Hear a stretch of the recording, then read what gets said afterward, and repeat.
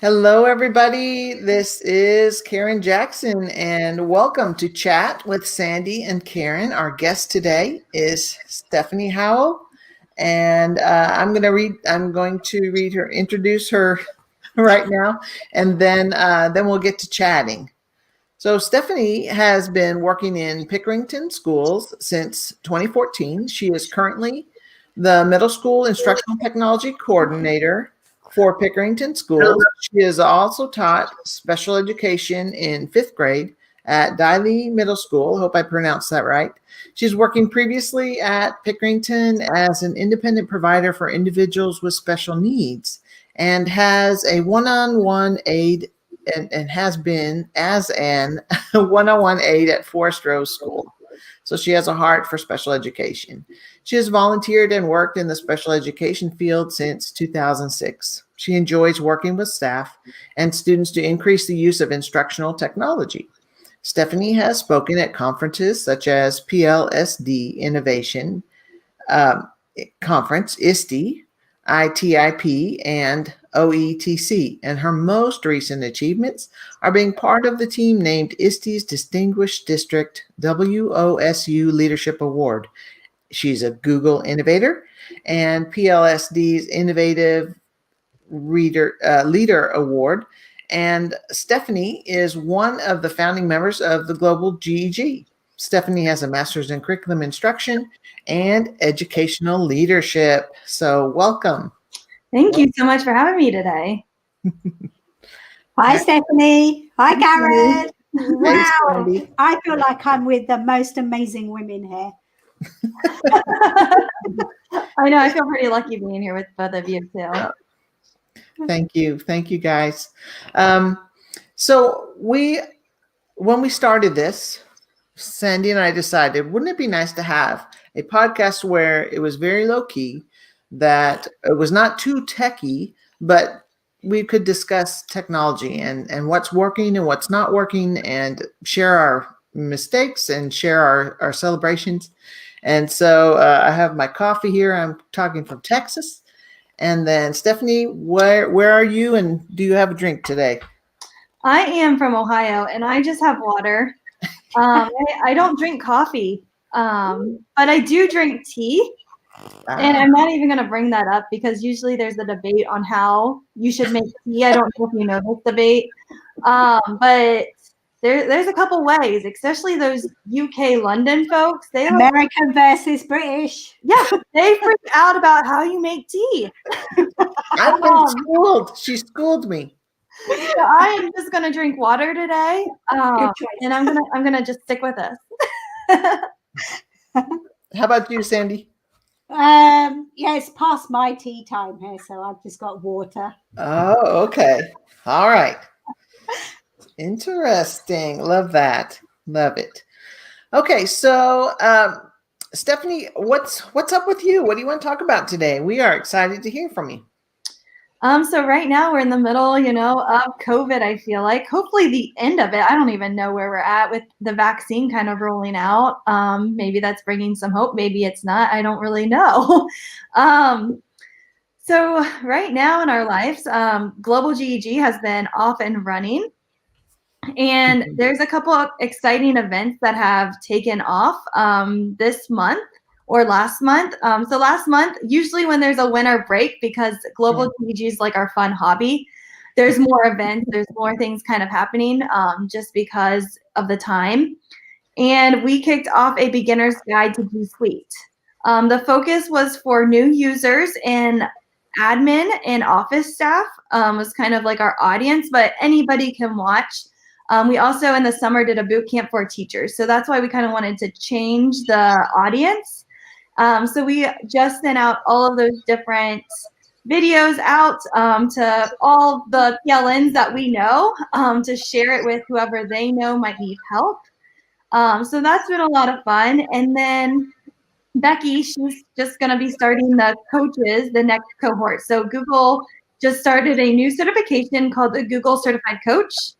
And they've been off and running. So last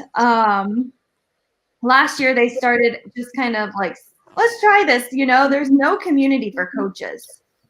And it was really kind of sad. Like the trainer community is amazing with Google Trainer. May does a fantastic job. Innovators, you meet people and you connect, like just like we were talking about. Like you understand the 3 days that we had to go through and the afterlife of being a Google innovator and that kind of stuff.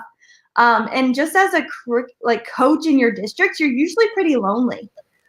There's not too many other coaches in the district, and you're the person that is in between like a teacher and the admin.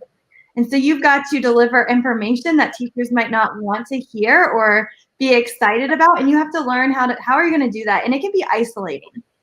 And so Becky saw this isolation and she wanted to change it. And so she was like, we're going to create a Google Coach PLN type of group. And it's been amazing. I've connected with so many different coaches and just being able to hear their stories and steal. I love stealing different ideas and templates. One of them shared like a coaching menu with me, and I took it and I reused it for my district. And it just saved me a lot of time. And so just having that group of people that you can go through with is really amazing. Wait, we don't say stealing, right? It's called collaborating. Everything we're doing collaborations here, right? Collaboration. Absolutely. I love that word. One of the 4 C's. Yes. No S's in there. Awesome. That's great. Well, we did last week. We talked about the certified coach program, and both of us are. Sandy's finished the curriculum, but I'm not sure if she's tested yet, and I'm still working through my way through the curriculum. But I thought it's taken me a long time. I'm really trying to take my time because I want to do well on the tests. I'm kind of a perfectionist. So I thought, well, I'm going to really just take my time. And so I like the group because it's encouraging that I know that other people are having similar questions and, they're just experiencing some of the same things I am, and they're from all over the world. It's just, that's what I just love about this program is they're just everywhere. It's awesome.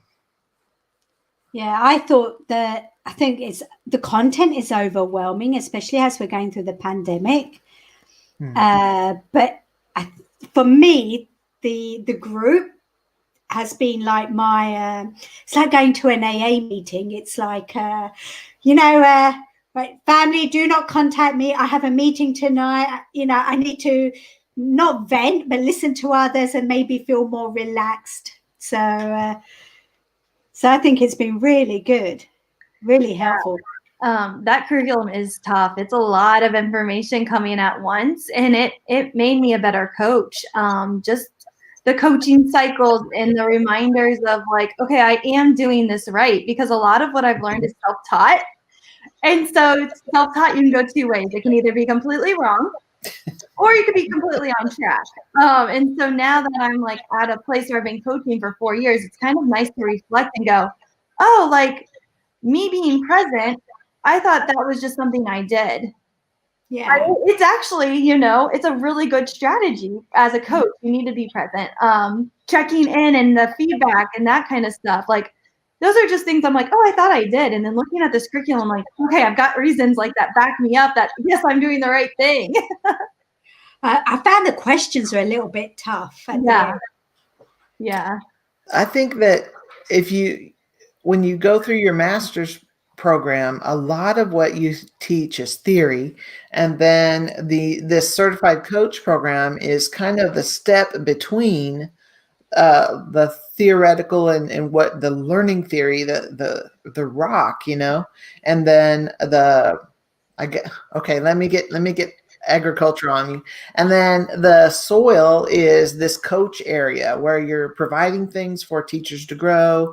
You're breaking the content down and saying, well, let's try this. And how about that? And so it's kind of like the medium that helps teachers grow rather than just saying, read this book and you're going to be great. So it's good strat. It's just good teaching. Mm-hmm. I really like it. See, this is why I said I'm with 2 amazing women. Both of you have masters. Well, it's just One day. you're already working on yours. So we're gonna have a podcast about what it's like to get your master's. So you can tell us. Awesome. So what are our plans for 2020? 2021? Yeah. Oh my gosh. No, you really want to go back in the future? No. I was like, I don't want to go back. Redo it. Maybe redo it just to pretend it didn't exist. Okay, so how about 2021? So just some of my goals is we have a really strong belief in personalized learning in Pickerington. And this year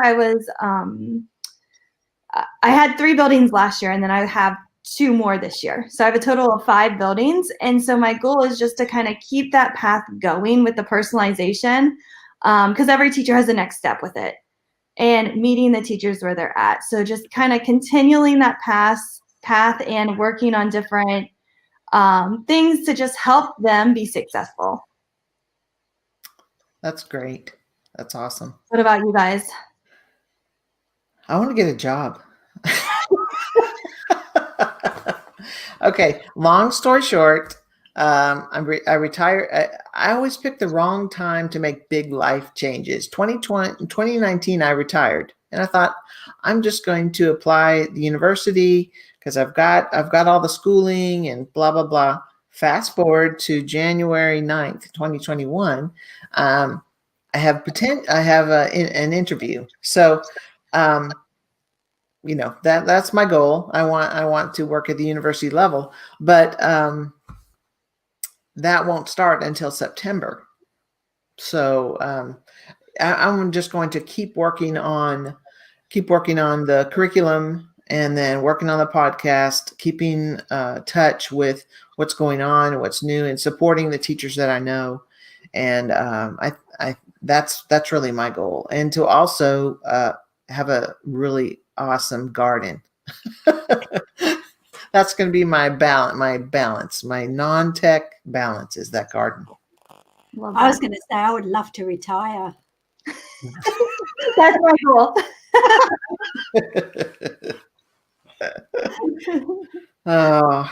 So seriously, Sandy, 2021, what does it hold for you? I don't know. Last year when I was in Italy, I made plans and none of them worked. So now I don't make plans. I just take things as they happen. My daughter wanted to go back to university. So though we live in Sweden, she goes to a university in the UK, but she can't go there. Universities are closed, online teaching. So we said, okay, wait till October. Didn't work. Wait till Christmas. Hasn't worked. Now I say wait till February. We don't know what's going to happen. So, I'm not making plans with all of this. I think just being safe and well is just my goals at the moment. But then we'll see what happens. I'm studying. I want to do well in my studies. I'm doing the coach. I want to get my coaching certificate. Trying to do an exercise a day, even if it's going for a walk. I want to maintain that. Even if it's -60 outside, I'm going to do it. Yay. Just have to do it. I think that's what it is. That's good. Bit boring. No, I believe that boredom is the greatest inspiration for creativity. And I've read a little bit about that, and that if you don't allow yourself to get bored, you don't have time to invent something, mm-hmm. That must inspire some kind of creativity in our brain when we get bored. I can't be bored. Not in my house. I destroy the house. And I don't even have the garden because it's cold. Yeah. And I think that's how a lot of these huge companies came about, through the boredom season. So what's interesting is that you did say that, because right now with COVID, we've all been stuck at home, and I'm really curious to see what ideas What transformation comes out of COVID? Yes, that is the positive. That is the positive that's going to come from this. I believe you're right. And I mean, I really believe without COVID, I don't think global GEG would have started. Because when you're back to normal life, you're running around like crazy. People are busy. And with COVID, we were stuck at home with our families. There's only so much you can take of your family. Yeah. And so then I hope no one's listening. We don't want to offend anyone. True. That's true. Yeah, they gave me a thought, Stephanie, as well now. We're using a lot of digital online learning tools. How much of this is going to actually carry on? Yeah, and we've been doing it long enough for it to become a habit. Yeah. And for teachers to become experts at it. So I'm a little excited, a little nervous. Sometimes I think our kids are on the screens way too much, which makes, they're at school or they're at home on certain days and they're doing their schoolwork and then they're playing video games. So that does kind of make me a little bit nervous about how much they are on the screens. But I think teachers have realized, especially those that have been late adapters to technology, that this actually makes my life a little bit easier. I don't have to grade all those, multiple choice questions. I can just put it in Edulastic or whatever. A lot of our teachers were only hearing from a couple students. Well, now they can use Pear Deck or Nearpod, and they can hear from everybody in the class, which is really exciting. There's been a lot more tech issues this year than I've ever seen. I don't know if you guys feel the same way. But the amount of just tech issues in our district, and I don't know if it's because there's new users, user error, or the programs can't handle the volume of people on their program. Yeah. But like Google went down 2 weeks ago. Was it 2 weeks ago? Before Christmas, wasn't it? Yeah. And I was like freaking out. I'm like, everyone's like, you need to fix it. And I'm like, I can't fix Google. Like, that's what I can't do. Yeah. But when you have technology in your name, they think you can fix all of it. And I'm just like, no, it's down. Like, there's nothing we can do until it's back up. Right. I mean, luckily they fixed it, I think, within an hour. Yeah. They had some really big guns working on that, I'm sure. When we all went online, there was a big flurry and people. For the last 5 years before I retired, I was working in instructional technology, and we would do trainings and we would mentor people, and they would say, "Yeah, I got this. I'm going to use this. I'm really going to use this." And then COVID hit, and they really didn't.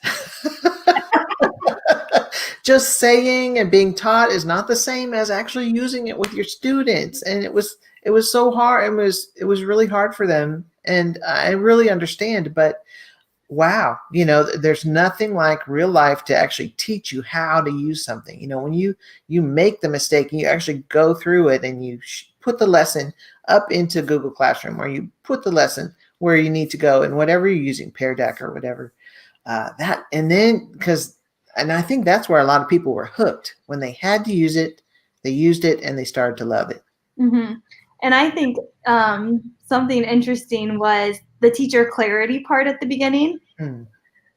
It was pretty bad. Kids were like, I would meet with kids about different issues, and I'm like, well, what did your teacher say? Like, what do you need to do? And they didn't know. They didn't know the lesson goals. They didn't understand the end product. And this was the beginning of like COVID when we were virtual. Yeah. And they would like share their screen, show me their Google Classroom, and it was a hot mess.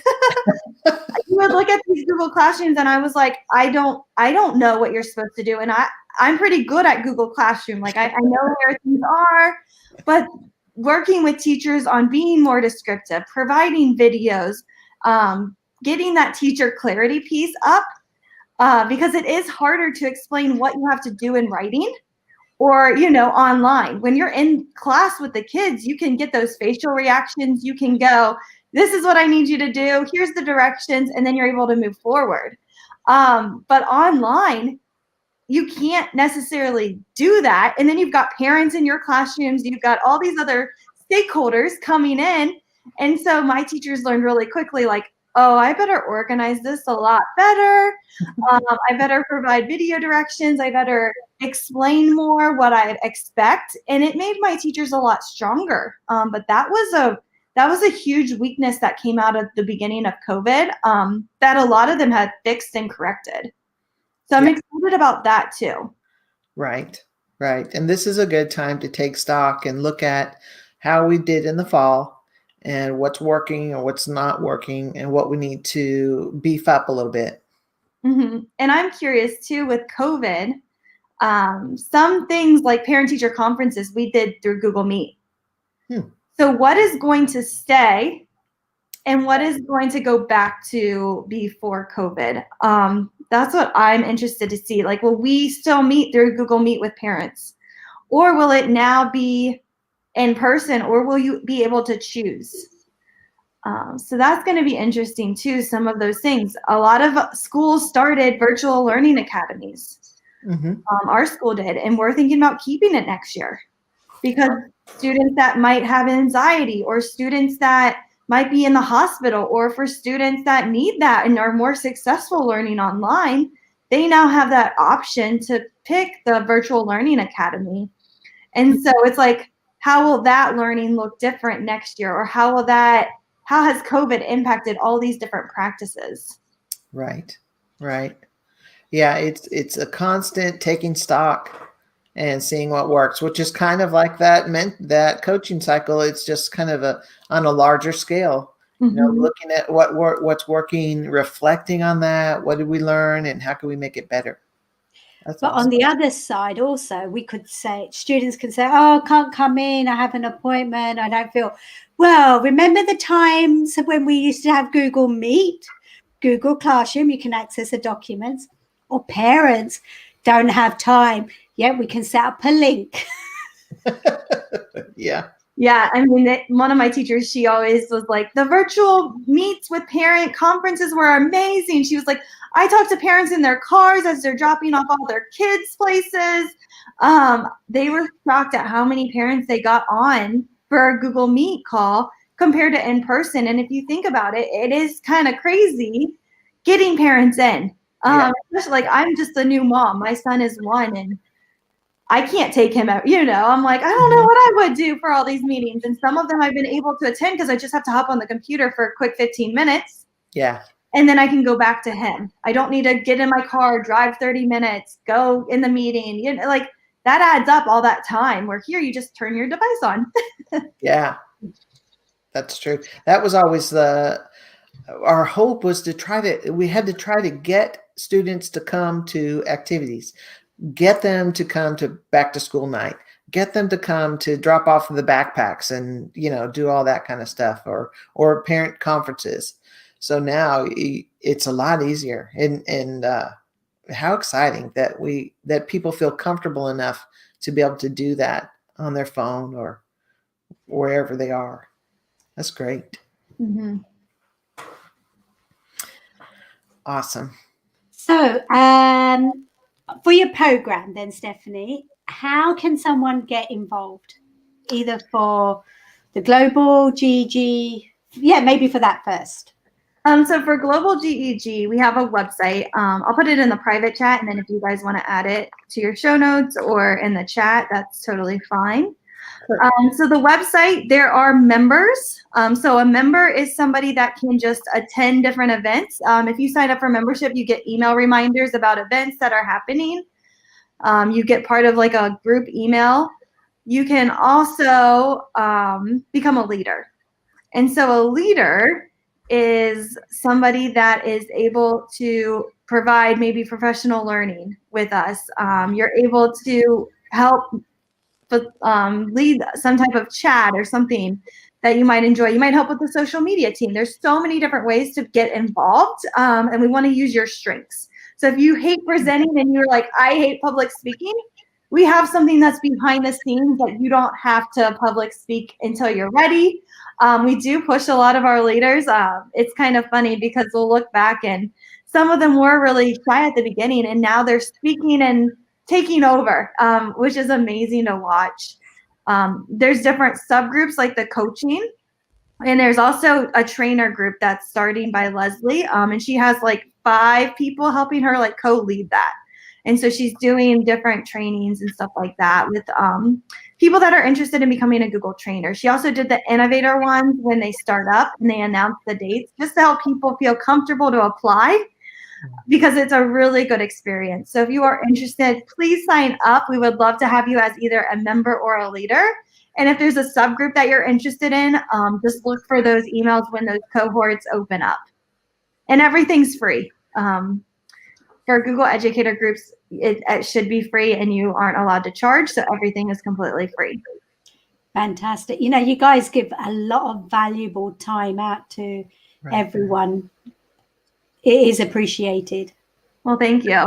Yes. Awesome. And then for the coach program, how can someone get involved?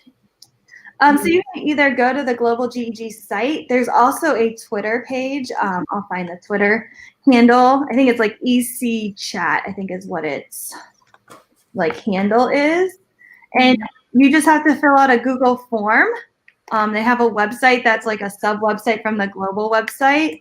So there's the Twitter. I just put in the private chat, and then I'll put the actual website, and you just have to fill out a Google form.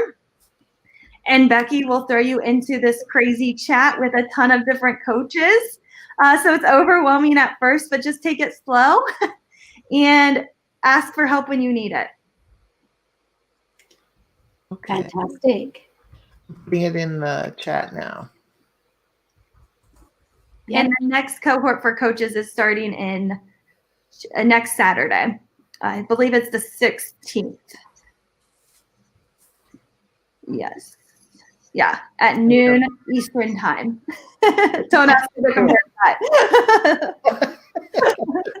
Yeah, because you never know where this is going. This is in all kinds of time zones. Awesome. Well, Stephanie, we just really appreciate you taking the time to come and chat with us, and you're welcome anytime. And I just really appreciate your positive energy and your optimism. And I know that you're going to do great things. Thank you. Of course, she's a woman. Sorry if any blokes are listening. Awesome. Yes, girls can. So thank you very much. If you have any last words, either Sandy or Stephanie, and I'll just I'll end the broadcast. Stephanie?